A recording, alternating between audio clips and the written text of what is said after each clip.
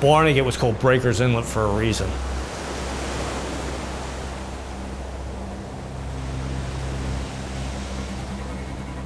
It was also the first place called the Graveyard of the Atlantic.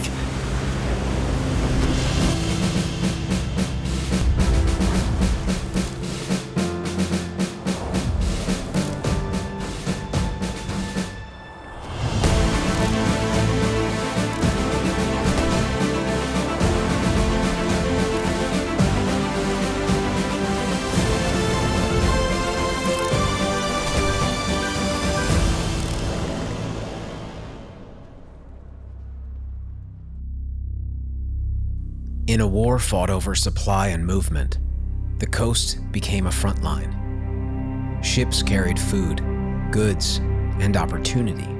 The British occupied New York City throughout the entire conflict. British vessels were coming and going from New York. New Jersey privateers turned that to their advantage. With the British holding New York, the waters and harbors of what is now Ocean County, New Jersey, became part of a critical supply network for the Continental cause.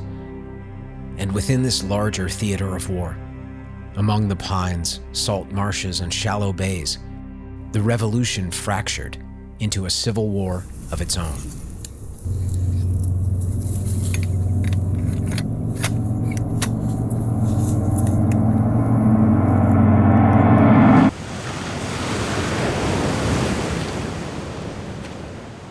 There's a ship that's out in the Atlantic.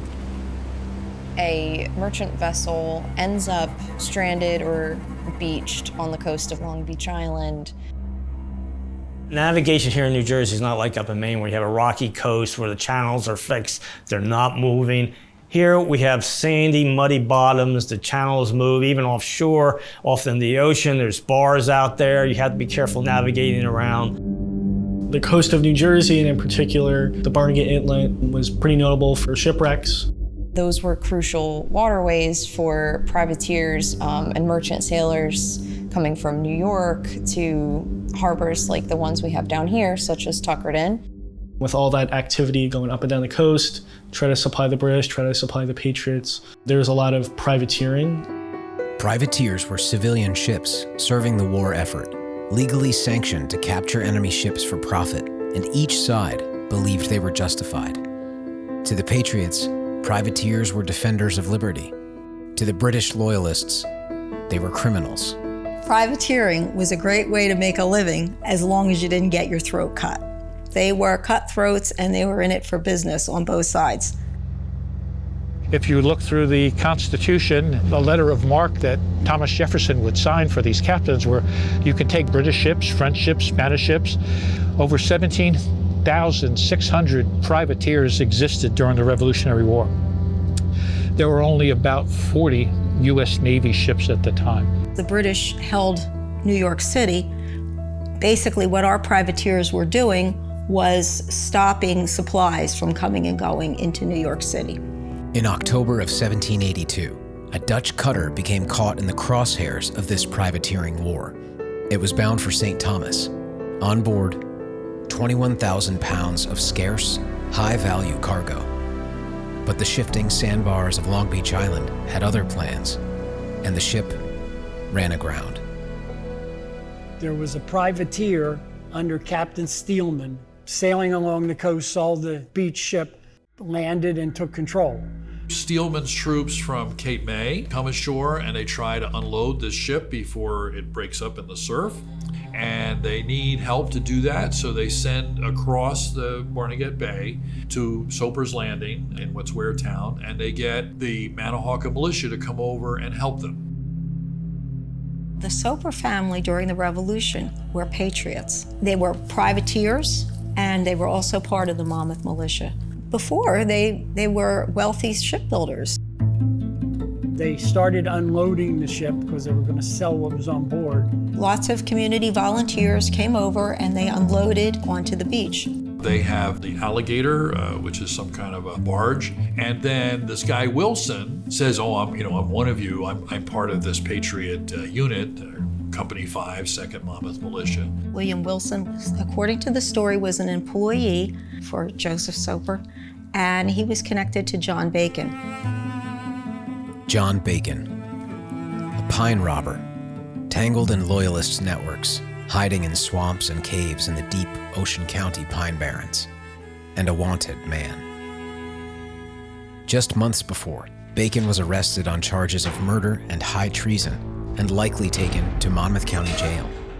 He escaped, and the violence surrounding his legacy only got worse. The thought was William Wilson was a spy. And then he goes and tells Bacon that this thing is going on. After unloading the shipwrecked cargo, the Patriots made camp and fell asleep on the beach. Bacon sailed up the bay on his boat, the Hero's Revenge. They had heard about the cargo, they wanted it for themselves. Under darkness, they landed, they crossed the island. In the pre-dawn, early light, they tiptoed across the sand. And so then John Bacon's able to surprise them, and he massacres them.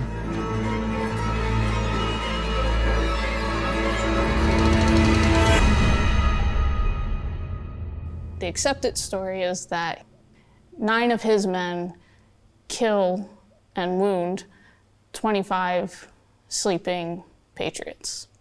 This one is hotly debated. There's a couple other accounts that just say 2 were killed, 1 was injured. It does depend on who is telling the story. There was a gentleman from Forked River, Dr. Turpin, who writes this incredible story, and he says, we don't need facts, we can just use our imagination and know that the Patriot blood that oozed out into the beach sand rose up to God in indignation about this horrible massacre. Some versions report that Bacon sent the injured to a doctor under a flag of truce. Others say the dying and wounded could be heard screaming from the beach. There is a testimony by David Skull, who was an injured and surviving Patriot of the LBI massacre, and also a testimony by Colonel Richard Summers, who owned the ship that was involved. And they stated that Reuben Soper and Captain Steelman were killed and David Skull was injured. They had no mention of anybody else being killed or that it was a particularly violent or bloody occurrence. In their court testimony, they talk about what happened, and they clearly state that most of the privateer's crew, which they called the Rainbow, were taken captive to New York. So there was really no massacre.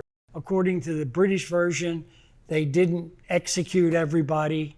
They sent the wounded back to the mainland. I don't know, sometimes it seems like a lot of times historians are so eager to debunk things. So I'm a little bit hesitant with, oh, this new information suddenly came out that debunks this or debunks that. Most of my information comes from Salter's A History of Monmouth and Ocean Counties. Bacon took control of the Alligator, and he took it back to New York City and turned it in as a prize of war.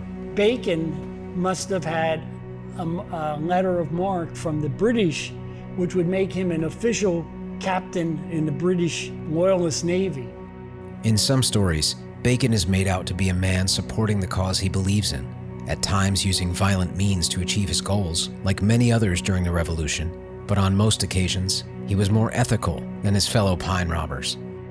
In other versions, he's painted as the worst kind of villain, a man who slaughters the sleeping and offers no refuge to the wounded. It really puts a spotlight on the conflicting interpretations of John Bacon and pine robbers in general. John Bacon is often painted as an anti-hero. There are accounts of him, raiding and plundering in the name of king and country as a loyalist, but there are other accounts that say he shows mercy. He started out as a farm worker. He knew these people that he was fighting against.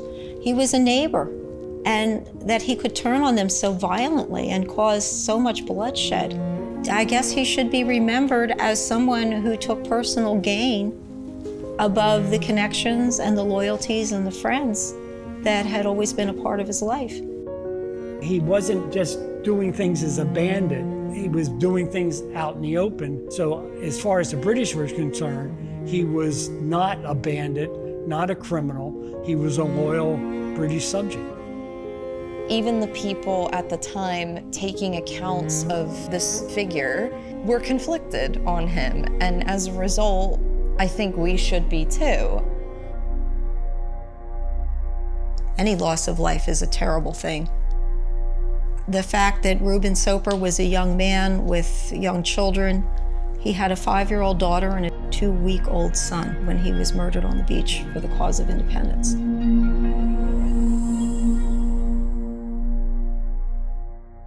I think John Bacon's legacy is that of a villain, you know, the ultimate villain. This is the challenge of history. Whose version is right? Do they all have some degree of truth?